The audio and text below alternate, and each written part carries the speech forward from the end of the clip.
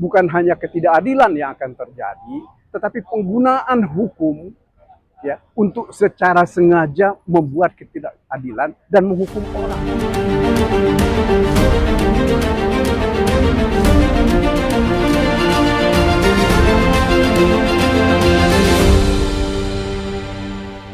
Ya, hari ini kan semula direncanakan 5 orang saksi akan dihadirkan oleh KPK. Tapi ternyata tadi yang hadir ke pengadilan hanya 1 orang, 2 orang mau mereka hadirkan melalui Zoom. Ya. Akan tetapi kehadiran mereka melalui online itu kan tidak sesuai dengan aturan yang dibuat oleh Mahkamah Agung. Sehingga tadi ditolak oleh hakim kehadiran mereka. Nah, saksi yang hadir tadi, dia menerangkan bahwa dia itu nggak punya urusan dengan Pak Nur Hadi. Tidak kenal dengan Pak Nur Hadi. Pernah dikenalkan dengan Reski. Nah, urusannya dengan Reski itu adalah pengurusan CNC terkait dengan IUP. Jadi tidak ada urusannya dengan perkara seperti yang disebut dalam surat dakwaan. Ya. Nah, ini yang kita terus terang merasa khawatir ya, bahwa framing terhadap Pak Nur Hadi ini sudah dilakukan sejak awal. Bahwa segala hal yang dilakukan oleh Reski itu seolah-olah atas perintah Pak Nur Hadi. Nah, padahal seperti kami sampaikan di dalam eksepsi kami, Reski itu kan bukan orang yang di bawah pengampuan Pak Nur Hadi.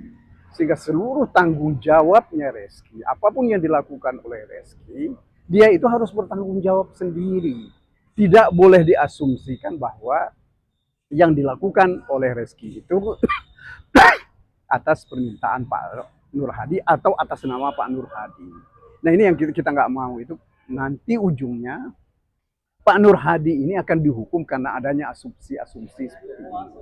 Kalau asumsi-asumsi yang digunakan untuk menghukum orang, maka sesungguhnya kita sudah meruntuhkan proses hukum untuk mencari keadilan dan kebenaran. Nah, ini yang harus kita cegah. Kita berharap bahwa hakim, saya kira tadi cukup paham bahwa mereka tahu nggak ada urusannya keterangan-keterangan saksi ini tadi dengan apa yang dilakukan oleh Pak Nur Hadi. Saya kira begitu. Jadi selama ini asumsi yang ada? Selama ini semuanya asumsi. Ya. Jadi ada asumsi bahwa Pak Nur Hadi menerima uang melalui Reski. Karena Reski adalah menantunya. Ya. Ini jalan pikiran ini saja menurut kami udah sesat gitu loh. Ya. Reski ini kan seperti saya sampaikan tadi bukan orang di bawah pengampuan. Jadi apapun yang dilakukan oleh Reski itu adalah tanggung jawabnya Reski. Apalagi senyatanya tidak ada uang itu yang diterima oleh Pak Nur Hadi. Tidak terbukti? Enggak ada buktinya apapun. Gitu. Jadi langkah berikutnya apa nih Pak? Ya, kita akan mendengarkan keterangan saksi-saksi yang lain. Itu yang akan kita tunjukkan bahwa dakwaan ini nggak benar. Fakta-fakta dalam surat dakwaan ini lebih dibangun dengan asumsi. Ya. Nah, ini yang kita tidak mau. Sekali lagi, Pak Nur Hadi ini dihukum karena ada asumsi. Ya. Karena orang itu, saksi itu kan yang dia terangkan itu dia lihat sendiri, dia dengar sendiri, dan dia rasakan sendiri. Bukan dia asumsikan sendiri, kan bukan seperti itu. Dan hari ini pun saksi tidak?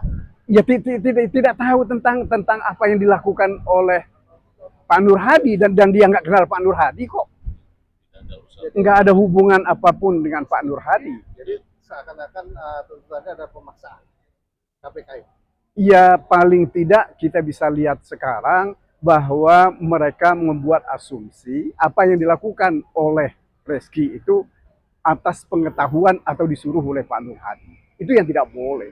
Nggak benar seperti itu.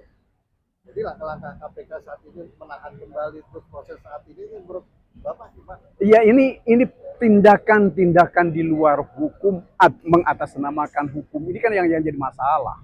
Ya. Mestinya itu tidak mereka lakukan. Apalagi Pak Nur Hadi ini kan ditahan menjelang beliau bebas. Ya. 2 hari sebelum beliau dibebaskan, karena sudah selesai menjalani hukuman, beliau ditahan. Apa sih pentingnya? Ini kan seperti ada balas dendam ya, yang dilakukan oleh KPK terhadap Pak Nur Hadi. Kita nggak tahu urusannya apa.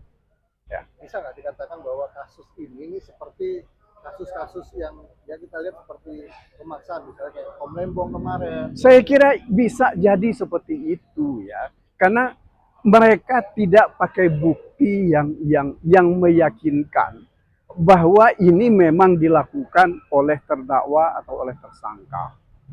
Ya. Ini yang terus terang kalau saya sih merasa prihatin ya, kalau penegakan hukum kita dengan cara seperti ini diteruskan. Bukan hanya ketidakadilan yang akan terjadi, tetapi penggunaan hukum ya untuk secara sengaja membuat ketidakadilan dan menghukum orang tanpa ada dasar. Ya. Ini meruntuhkan sendi-sendi negara hukum kalau ini diteruskan.